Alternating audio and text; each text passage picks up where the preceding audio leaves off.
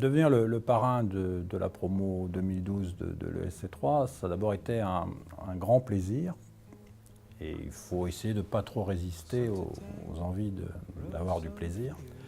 C'était un grand plaisir d'abord parce que c'est Francis Bécard qui me l'a demandé et que je connais Francis depuis longtemps et qu'on a régulièrement un certain nombre d'échanges sur les stratégies de nos deux écoles. Si maintenant je vous réponds plus stratégiquement, je pense que je suis depuis de nombreuses années très intéressé par ce que le SC3 arrive à faire, c'est-à-dire en même temps respecter les normes de l'industrie, si je peux utiliser ce terme, c'est-à-dire que depuis quelques années, les business schools dans le monde, c'est devenu une industrie avec un marché, ou plus exactement des marchés, avec des concurrents. Et donc le SC3 est arrivé à être un acteur, c'est-à-dire à être reconnu par ses collègues concurrents, et en même temps à développer une stratégie de différenciation avec un succès certain.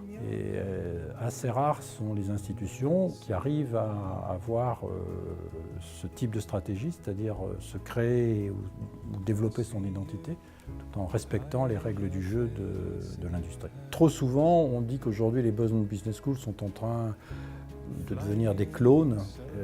Je pense que c'est complètement faux, mais quoi qu'il en soit, le SC3 est un bon exemple qui révèle bien cette possibilité que l'on a de développer un ADN particulier. Dans le cadre de l'ESC3, je crois que c'est beaucoup d'innovation. Je crois que c'est une focalisation réussie sur l'entrepreneuriat. Et puis je crois qu'il y a une autre dimension qui est intéressante dans le cadre de l'ESC3, c'est cette capacité de faire travailler la discipline du management avec d'autres disciplines qui sont plus artistiques, si je puis dire.